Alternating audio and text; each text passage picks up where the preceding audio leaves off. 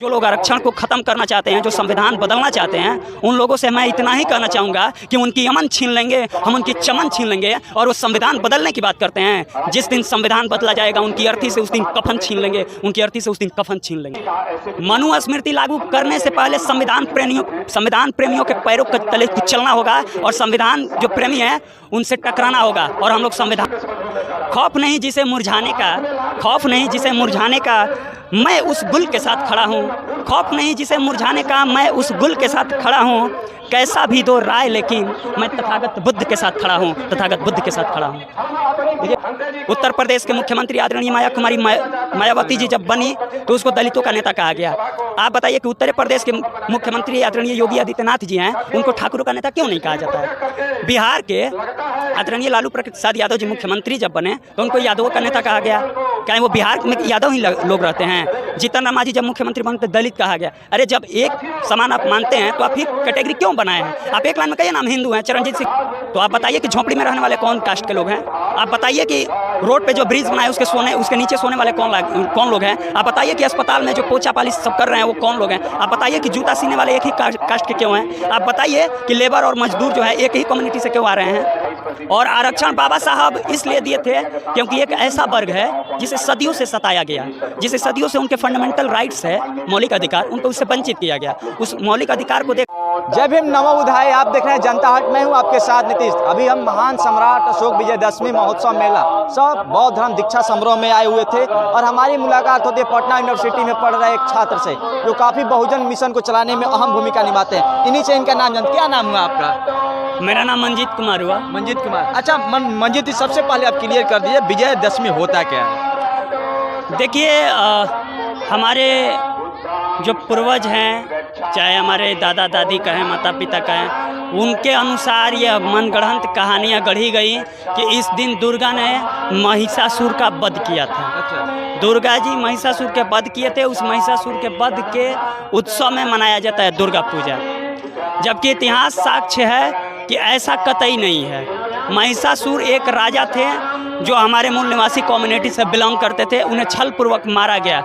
और त्योहार का मतलब क्या होता है? त्यों मतलब तुम, हार मतलब हार, यानी कि तुम्हारी हार। जिस दिन तुम्हारी हार हुई है उसे त्योहार घोषित कर दिया गया है। तो हम लोग चाहते हैं कि हमारे जितने भी महापुरुष की हत्या हुई है, इतिहास पढ़ते हैं तो जानकारी पता होता है, उन महापुरुषों की हत्या का जश्न मनाना बंद करें लोग। इसी के अपने महापुरुषों के कारवा को आगे बढ़ाने के लिए आज का ये कार्यक्रम हम लोग किए हैं। आज का ये कार्यक्रम। अच्छा, ये मनगढ़ंत कहानियाँ जो आप बता रहे हैं, जो बताया जाता है कि महिषासुर के हत्या जिस दिन हुआ था विजयदशमी हुआ है, विजय प्राप्त हुआ था महिषासुर पर, कहा जाता है कि धर्म पर धर्म की विजय हुआ था। देखिए ये मनगढ़ंत कहानियाँ ही नहीं है, यह इतिहास के साथ छेड़छाड़ हुआ है, इसे थोपा गया है। जब आप इतिहास का बढ़िया से अध्ययन कीजिएगा भली भांति तो आपको पता चलेगा कि यहाँ के जितने भी मूल निवासी कम्युनिटी है, जितने भी बहुजन वर्ग हैं, उन लोगों के जो भी महापुरुष थे उनकी हत्या करके ये लोग त्यौहार में घोषित किए हैं। इसीलिए वो लोग त्यौहार मनाने के लिए विवश करते हैं, यानी त्यों मतलब तुम, हार मतलब हार, यानी जिस दिन तुम्हारी हार हुई है उसे त्यौहार घोषित कर दिया गया। जो अब हमारे बहुजन समाज को पढ़ने लिखने का अधिकार नहीं था। 1947 के बाद देश आज़ाद हुआ। 1950 में 26 नवंबर 1950 को संविधान अंगीकृत किया गया और 26 जनवरी 1950 को पूरे मुल्क में संविधान लागू कर दिया गया। उस दिन से हमको पढ़ने का अधिकार मिल गया। तो जब सारे लोग पढ़ने लिखने लगे तब धीरे धीरे इतिहास जो है पलटा जा रहा है, इतिहास का पोल खुल रहा है। वहीं पोल खोलने का काम हम लोग कर रहे हैं। इतिहास का पोल खुल रहा है जी।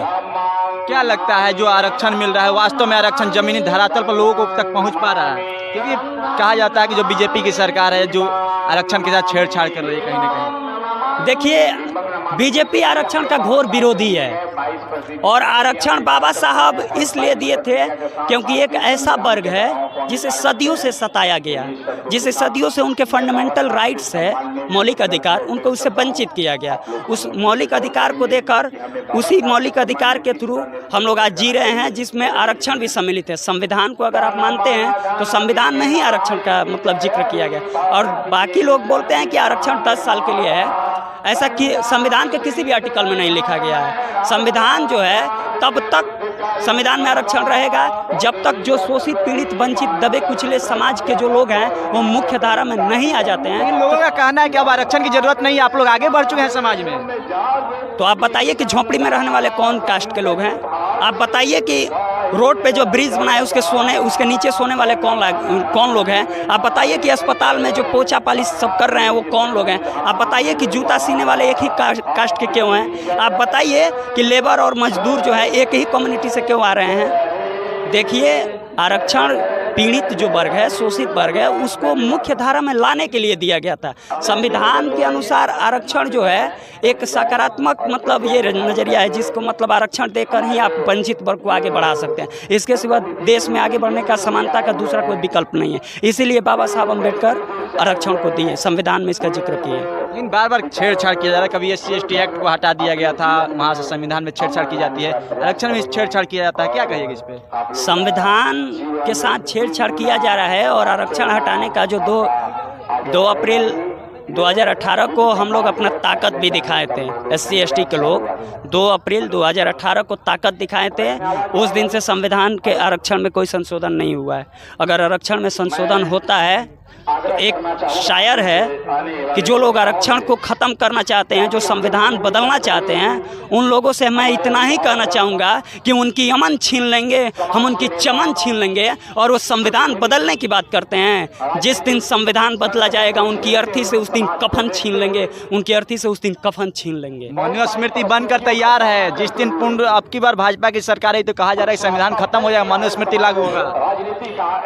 मनुस्मृति लागू करने से पहले संविधान प्रेमियों के पैरों के तले चलना होगा और संविधान जो प्रेमी है उनसे टकराना होगा। और हम लोग संविधान को मानते हैं और संविधान सभी को समानता का अधिकार देता है। और समानता पर जब आन बान शान पर जब आँच आएगा ना तो हम लोग मरने और कटने के लिए तैयार हैं। ज़रूरत पड़ी तो हम लोग हथियार भी उठाएंगे जिस दिन संविधान पर आँच आएगा। संविधान पर आँच आएगा तो जब संविधान पर आएगा तो फंडामेंटल राइट से जो परे है वो भी हम लोग करने के लिए तैयार हैं। कुछ भी जी, आँच नहीं आना चाहिए, एकदम नहीं आएंगे।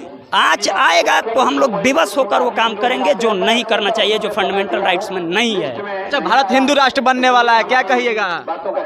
देखिए, जो लोग हिंदू राष्ट्र का कल्पना कर रहे हैं शायद संविधान का प्रियम्बल भी उन्हें नहीं पता है। संविधान के प्रियम्बल जब आप पढ़िएगा तो उसमें क्या लिखा है? We the people of India, हम भारत के लोग। अब भारत में कौन लोग हैं आपको पता है? भारत के रहने वाले हर एक लोग भारतीय हैं। और भारतीय हैं तो भारत में सारे धर्म के लोग रहते हैं, सारे कास्ट के लोग रहते हैं, सारे संप्रदाय के लोग रहते हैं, सारे क्षेत्र के लोग रहते हैं। अलग अलग विविधताएं हैं भारत की, आप उसे कैसे बदल सकते हैं? हम बिहारी हैं, अगर हम केरला में जाते हैं तो हमें दक्षिणी जो भारत है वहाँ का रूल फॉलो करना पड़ेगा। अब अगर मान लीजिए वो केरल से बिहार आते हैं और यहाँ का जैसे मान लीजिए कि सबसे फेमस भोजन क्या है? लिट्टी चोखा चावल दाल, यही ना है। उधर जाइएगा तो अलग है। तो मान लीजिए उस कल्चर को आप कैसे चेंज कर सकते हैं? और हमारा संविधान हमें समानता का अधिकार देता है, स्वतंत्रता का अधिकार देता है, शोषण के विरुद्ध अधिकार देता है, संपत्ति रखने का अधिकार देता है। खैर ये मामला अलग है कि संपत्ति का अधिकार हटा दिया गया, लेकिन लास्ट में एक अधिकार है संवैधानिक उपचारों का अधिकार। संविधान पर हनन होता है तो संविधान उपचारों के अधिकार के थ्रू हम लोग लड़ाई लड़ेंगे। उन लोगों के लिए क्या कहिए जिन्होंने लगातार 3000 वर्षों तक आरक्षण लिया जात के नाम पर, जाति के नाम पे, और आज बोलते हैं कि आरक्षण भीख है, आरक्षण को भीख बोलते हैं? देखिए, जो लोग आरक्षण को भीख बोलते हैं, हम उन लोगों से बस इतना ही कहना चाहेंगे कि भीख तो मांगने वाले हम हैं नहीं, भीख तो देने वाले हमारा इतिहास रहा है। लेकिन जब वो लोग बोल रहे हैं कि आरक्षण, तो आप बताइए कि EWS किसके लिए लाया गया? आप बताइए कि भारतीय संविधान के अनुसार 4 कैटेगरी डिवाइड है ना जी। जनरल है, बैकवर्ड जनरल है, SC है, जनरल है, OBC है, SC है, ST है, और जो कम है उनको अल्पसंख्यक बोला जाता है। आप बताइए कि किन वर्गों को रिजर्वेशन नहीं मिलता है, किन वर्गों का आरक्षण नहीं मिलता है? जो आरक्षण की बात करते हैं वास्तव में सभी लोग को आरक्षण मिलता है, वो संविधान विरोधी हैं। संविधान विरोधी हैं जी, संविधान को नहीं मानते हैं वो लोग, एकदम नहीं मानते हैं। अच्छा, बौद्ध धर्म होता है कि धर्म होता है, क्लियर कर दीजिए आप। देखिए, धर्म हमेशा लड़ाने का काम किया है, धर्म हमेशा लड़ाने का काम किया है। अगर आप धर्म को मानते हैं तो धर्म का मतलब क्या होता है? जो धारण करने योग्य हो। अगर हम मानते हैं कि धारण करने योग्य सारी अच्छी बात होती है, तो आप बताइए कि जब एक धर्म था तो दूसरे धर्म की उत्पत्ति क्यों हुई? जब एक धर्म में समानता थी तो दूसरी धर्म की उत्पत्ति क्यों हुई? बौद्ध धर्म नहीं है, बौद्ध धम्म है। धम्म का मतलब होता है विज्ञान, मानवता को फॉलो करने वाला, जो हर एक इंसान को इंसान के भांति समझता है, इक्वालिटी में विश्वास करता है, उसे धम्म कहते हैं। धम्म विज्ञान पर निहित है। धर्म विज्ञान पर नहीं है जी, धर्म नहीं धम है। धम्म है। धम्म और धर्म में अंतर। क्या लगता है ये जो आप लोग दीक्षा समारोह आयोजित किया है, क्या लगता है बहुजन समाज जो 85% जिसकी आबादी है देश में, समझ पाएंगे आप लोग का ये मिशन? आप लोग पूरा कर पाएंगे क्या? देखिए, भगवान जो बाबा साहब अम्बेडकर के सपनों को पूरा हो पाएगा ये मूल? पिछले बार हम लोग कार्यक्रम किए थे, उसमें 5000 लोग आए थे।